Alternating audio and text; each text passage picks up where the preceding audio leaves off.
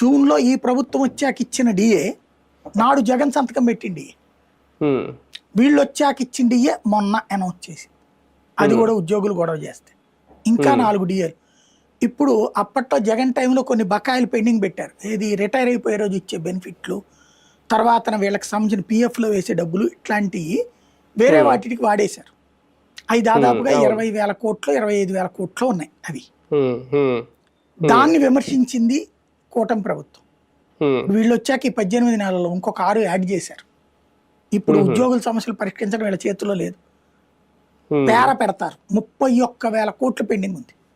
అది ఇంకా పెరుగుద్ది కానీ తగ్గదు కదా సార్. అదే కదా అనేది. దాన్ని ఏం చేయాలి, రెగ్యులర్ శాలరీలు బడ్జెట్ తో పాటు జాగ్రత్తగా నెలవారీ కిందనో ఏడాది కిందనో కిస్తీల్లో లేపేయాలి. అది మళ్ళీ ఇంకా 3తో కూడా కలిపితే ఇంకా 4, మళ్ళీ రేపు జనవరి, ఇది డిసెంబర్, వచ్చే నెల మళ్ళీ ఇంకోటి డబ్బులు కావాలి మళ్ళీ. పాత ఎట్లా పేర పెట్టుకుంటే అప్పుడు 35,000 కోట్లు 40,000 కోట్లు అవుతుంది.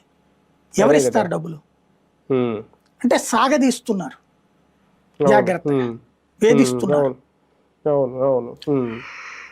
కానీ ఒకటి సార్, వీళ్ళతో పాటు చిరుద్యోగుల పరిస్థితి అయితే మరీ దారుణంగా ఉంది. 104 ఉద్యోగులు కానీ, లేదంటే హోమ్ గార్డులు కానీ, విఆర్ఓలు, విఆర్ఏలు అంట, ఆరోగ్య మిత్రులు.